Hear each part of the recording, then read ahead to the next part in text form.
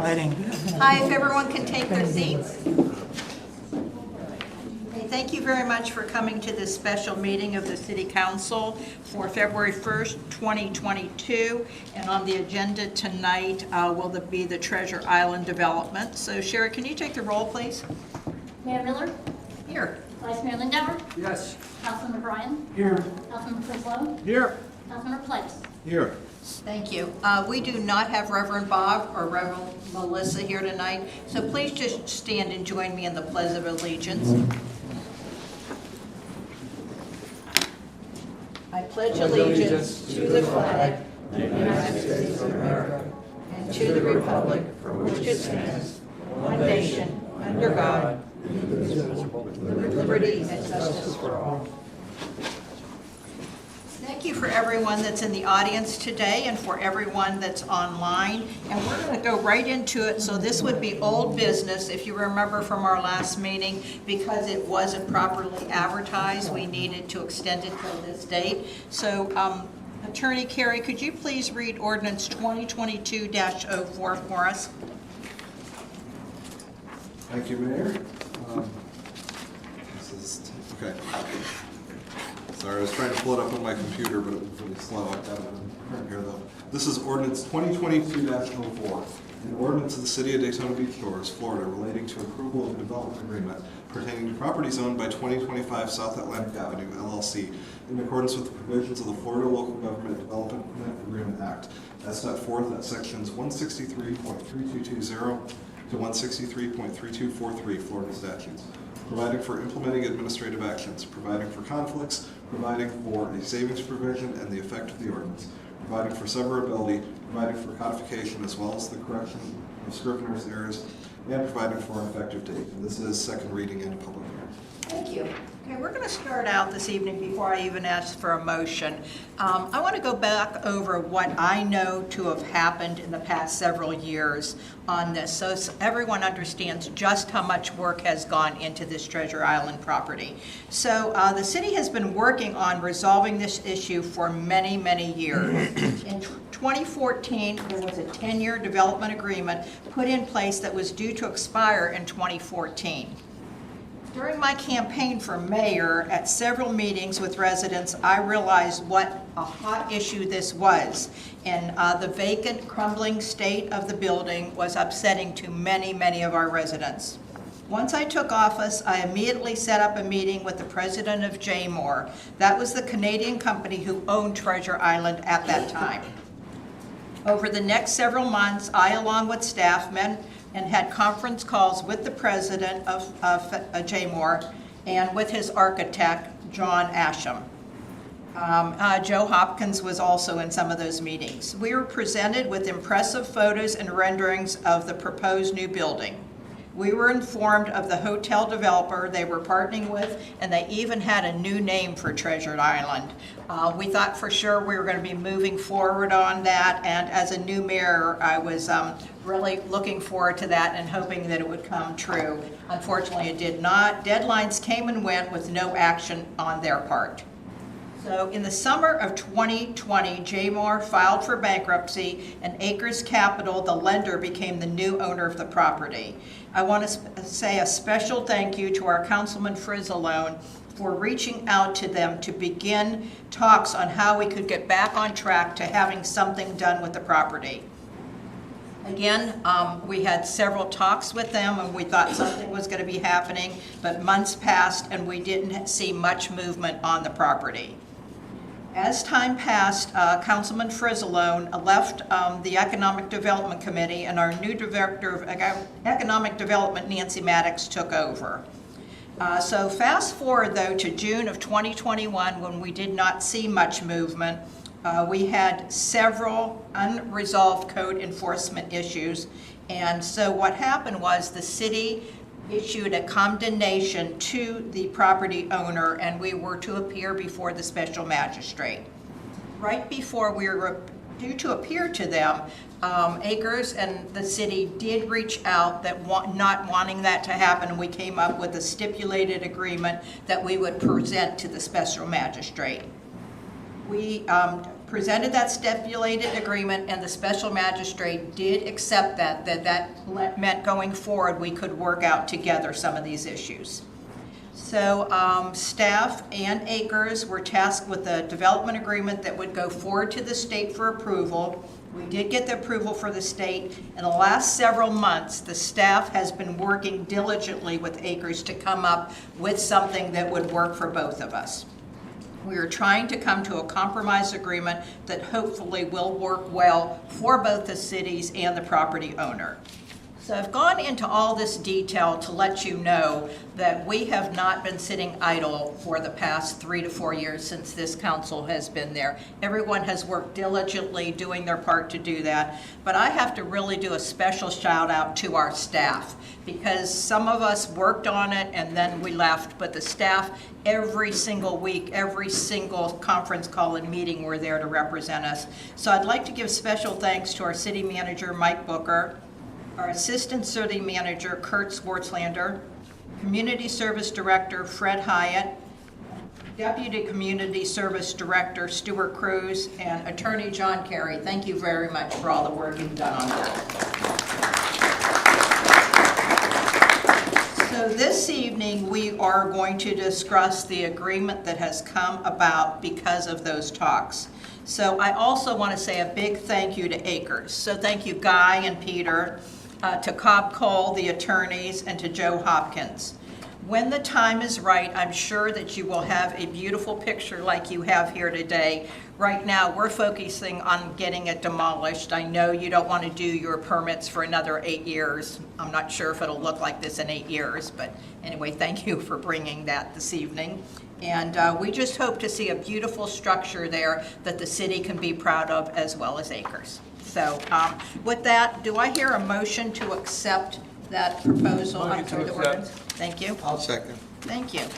All right, what we're going to do before we have a discussion up here on the dais, I'm going to ask Stuart Cruz, do I understand you have a small presentation you'd like to do? Thank you, Madam Mayor, council members.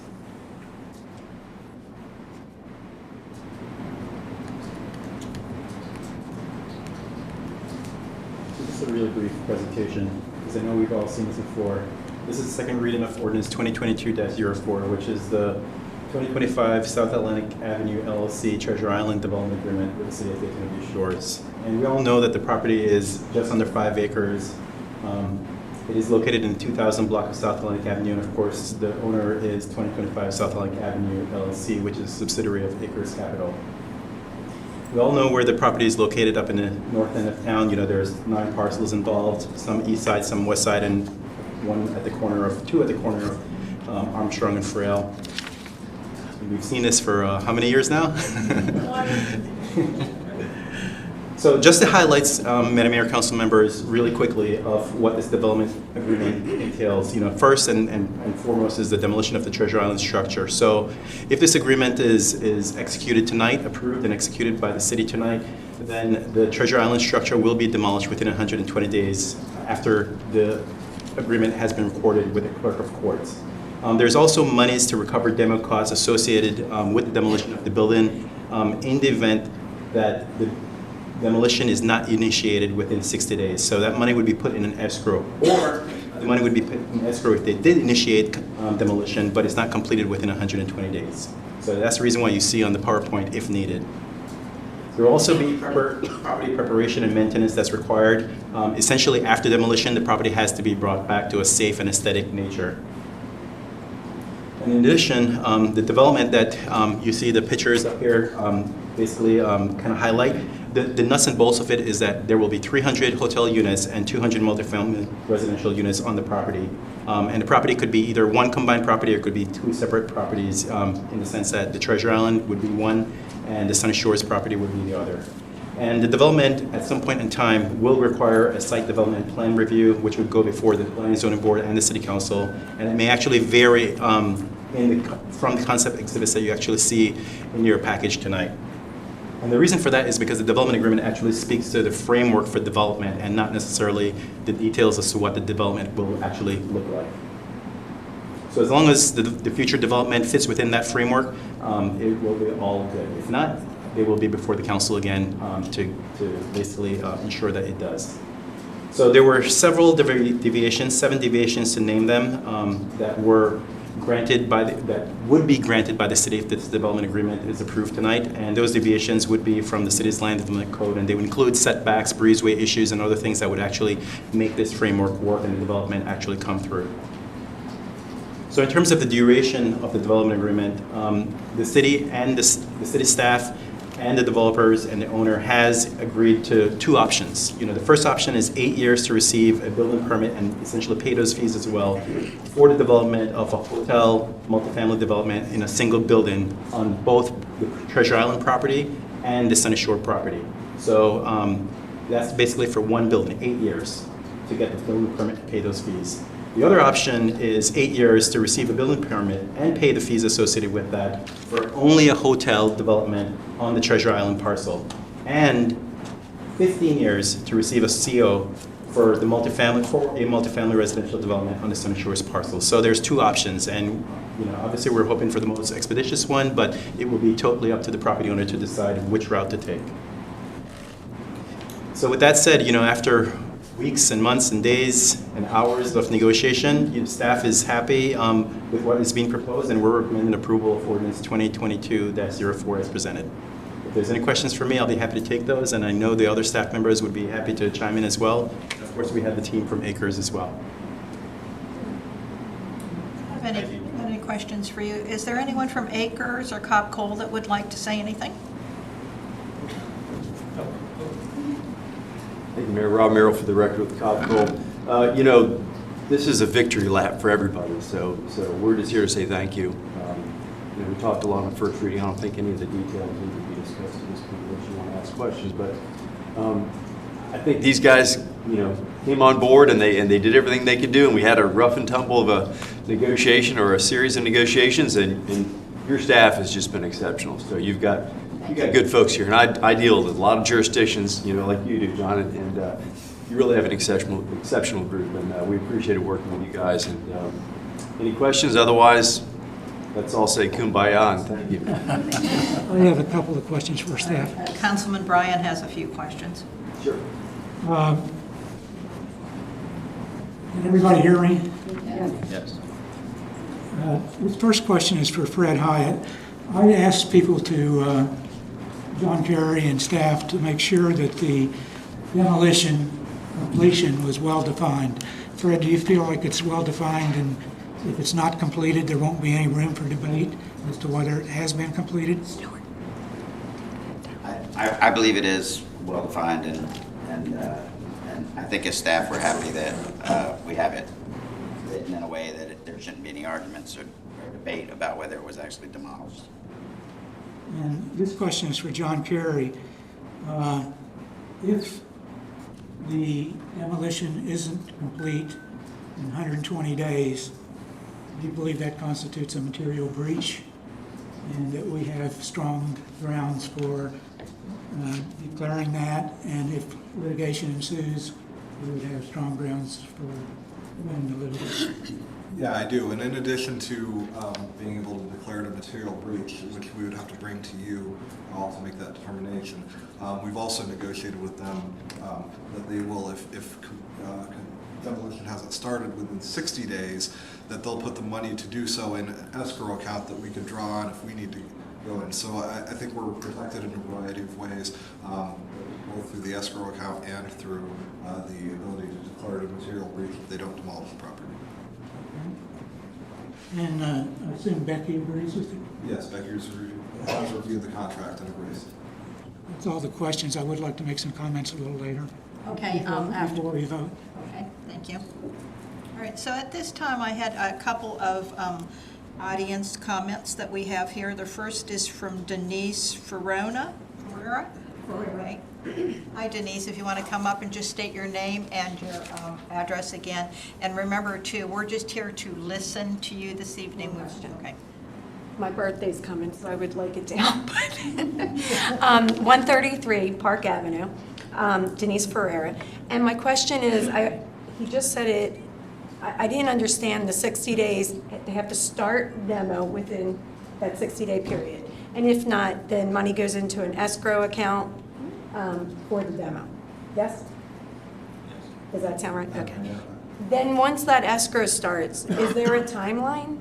Like, or is that just indefinite? So Denise, normally this section is for audience comments that you're allowed to comment to us, not normally a question and answer, which is fine. So Attorney Carey, do you want to just keep it at the just making a comment, or how do you wish to? In general, I would answer questions from you. The comments go through the mayor. So if you want me to answer that question, then you could direct me to do so and I would. Attorney Carey, could you answer that question? Yes. Thank you. So they are required to have the property demolished, meaning the structure down, within 120 days. Then there's an additional 30 days for some other work after that. If after 60 days they haven't commenced the demolition, that's when they would have to put the money in escrow. So from now until 60 days from now, when I say now, it's actually tomorrow. The clock starts because our city clerk won't be able to record the agreement until tomorrow. But from then until 60 days, that gives them the opportunity to start the work, and as long as they do so, the money won't go into escrow. After 60 days they haven't done work to start the demolition, then they would have to put the money in escrow, which the city could draw on if we needed to go in and demolish it ourselves, because they don't. So my question is, if it goes into escrow, is there a timeline for how long for demo to start from that point? Well, it's still required within the 120 days. Okay, thank you. Thanks, guys. Oh, yeah, my birthday's April 30th, and I have a bunch of Yankees coming, so I would like to invest in Daytona Beach. Shores. Daytona Shores. I'm sorry, I'm Daytona Beach. Thank you. Next, we have Eileen Grill.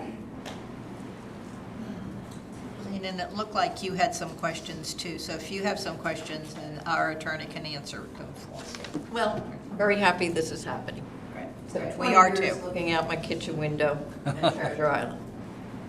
My question is pretty much about the parking lot where the employees are going to be, right?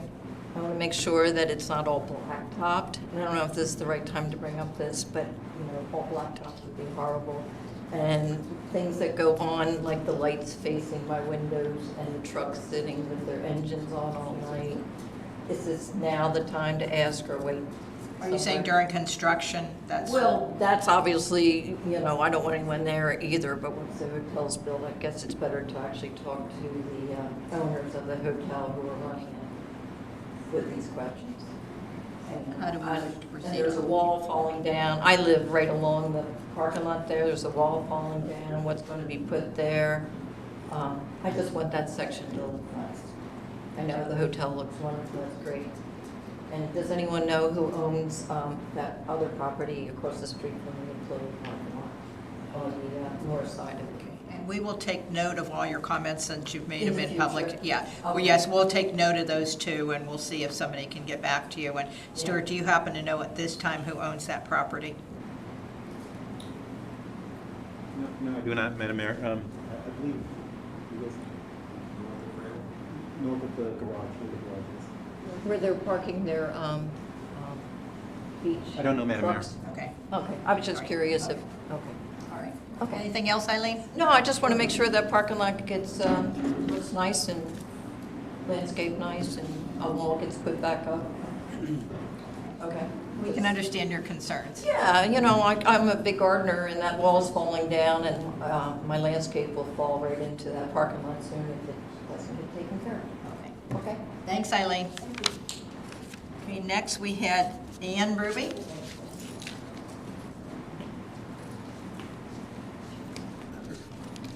State your name and address. And Ruby, 137 Park Avenue. My comment kind of segues right into Eileen's. I think, given that there's an 8-year time frame before anything really has to happen, could we please put in the PD agreement, because I don't think it's required by your city ordinances, that the neighbors need to be, there needs to be a neighborhood meeting about the site plan. Because I know other neighbors and I have concerns that are appropriate at the site plan stage, but I don't want to have to be calling the city every month to say, do they have a site plan? Do they have a site plan? Do they have a site plan? So, you know, it's not required, but if you could put it in the PD, I know a lot of residents would be grateful, and we might not even be the same residents in 8 years. So I think it's important that it comes back to the neighbors for site plan review. That's all. Thank you. Duly noted. Thank you, Ann. Okay, I don't think we have any other audience comments, so what discussion do we have before we vote? I think Councilman Bryan, you had something? Yeah, I'm going to actually read this because I tried to be a little careful how I worded it, and I don't want to be misunderstood. I believe my job is to represent the will of the residents, and that will can be discerned. I think it has been very clear that most people in the city would not want the 12-story height limit to be removed. I think most residents would not want to see a building built that is 23 stories and that does not meet many of the requirements of the Land Development Code. While most residents would like to see the existing structure demolished in 120 days, I think most would consider allowing 23 stories with all the deviations too high a price to pay, and would agree that we should at least exhaust all other means of getting the structure demolished, particularly given that no prudent developer would use that structure. I think it is important as a council member to realize that what I want as an individual may not be what most DVS residents want. I believe that the reasons most residents believe life is better here include lack of congestion and safe and peaceful living with adequate green space and recreation facilities, and does not include looking forward to 23-story buildings and high-density hotels and condominiums. Thank you. And, you know, unfortunately, the council, there was a 12-story limit before, was it 2017, 2018? That it was the previous council that I know Vice Mayor and you, Councilman Bryan, voted against, but unfortunately it passed a 3-2 vote. So we no longer have those 12-story limitations. So any other comments before we vote? Anything else? Okay, if not, Sherry, can you take a vote, please? Madam Mayor, I just want to make sure that the vote is to adopt ordinance 2022-04 on second reading. On the second reading as it stands, as it was read and explained to us, correct? Okay, so, yes, so we'll go, I believe that's the motion that we said yes to, is that? Yes. Okay, all right. Polling everyone again, Vice Mayor and Councilman Bryan, is that the motion? Yes, it is. Okay, thank you. Yes, thank you, Sherry, for clarifying. Councilmember Frizzlone? Yes. Councilmember Pelaez? Yes. Vice Mayor Lindauer? Yes. Councilmember Bryan? No. Mayor Miller? Yes. Okay, if there's nothing else, then we're gonna move right along here. So right now, you know, I hope we're very happy that this is what we've been waiting for years and years and years. Would have I liked to seen a building built there sooner than 8 years, and it could be, but our ultimate goal, when every meeting I was at, every coffee with the mayor I have, the question is, when is that monstrosity coming down? When is it going to be demolished and the restoration? So we accomplished that tonight, so thank you for everyone again that worked on that. Okay, next we're going to go on to council comments, and I'll start. Tomorrow morning there's a mayor's breakfast, and I am so proud to announce every year we honor one of our public safety officers, and this year we'll be honoring Sergeant Jessica Long. Is that correct? Yes, it is. So tomorrow morning we'll be doing that, so I'm quite proud of that and looking forward to that. And the next thing is we had a fantastic Chicago event on Saturday night. Those of you that weren't there missed it. And we are going to have casino night, which is going to be just as fabulous, on February 12th. And we still have some tickets left. Is that correct? Okay, thank you. Councilman Politis, what do you have for us? Just a brief comment. You know, we're up here, we vote, things come before us. We're just stewards to try and make sure that we maintain that quality of life. You know, we trust Mike Booker, and now we're going to trust Kurt and Fred and his new, whoever's going to take over. These are the people who are going to work out the details with these gentlemen that have made a significant investment in their city. And I don't know how many other venues you've been to and you've seen city government, but you have to be practical. You know, we can only put so much in that ordinance, but in the end, we got to delegate to these guys. So far, being here 15, 16 years and seeing what they've developed over the years, I think they'll wake up tomorrow and do just as good a job as they've done for the past 20, 30 years. And again, Rob I've known most of my life, and Joe I've known a long time. These are good, decent men, so they're going to represent, whether it's the developer, whether Acres initiates the project, they're going to make sure it's all done right, and of course, we're going to keep an eye on everything, and we'll do our very best to put our input to look out for the citizens. It's a little scary, but you know what? It's changed, but I think we have the right people and the right talent to make it happen. Absolutely, thank you, Councilman. Councilman Frizzalone, thank you again for, stepping in during that transition period to get that ball rolling. I appreciate, I always forget to talk into this. I appreciate those comments a lot, Madam Mayor, thank you. I haven't been here for 15 years, I've been here for 5, and I will say that I just want to echo Councilman Politis' comments. I think the mayor did a phenomenal job tonight outlining where we were and how we got here. She really took the time to really detail, and she did a terrific job. It's very, very accurate assessment. I just want to just basically say that I just can't thank the city staff enough. I mean, for what you guys do day in and day out, the negotiations, which I know were difficult. I just, City Manager Booker, you just done a marvelous job here the last 6 months negotiating this, and your staff has done a marvelous job, and I just can't tell you how proud I am about the city staff. You guys are just terrific to work with, and I agree with Councilman Politis. We're here to legislate. You guys are doing the hard work and all the drill downs, and on behalf of the residents and the council, and I just can't thank you enough for everything that you do. Thank you. Vice Mayor? Well, Rick didn't leave me a lot to say because I agree with what he said, but I would like to add one comment. I've only had one interaction with Rob Kroll, but I really feel comfortable with him. I think that he's looking to solve the problems and not get into minutia. Let's get things worked out. Let's make it work. And nice job, Rob. Thank you. Councilman Bryan? Yeah, I made my comments as much for the future as for this particular project. I hope we can keep them in mind when the next developer comes to commence a lot of deviations. Thank you. Okay, if there's no other comments, I don't have any other comments from the audience, so we are adjourned.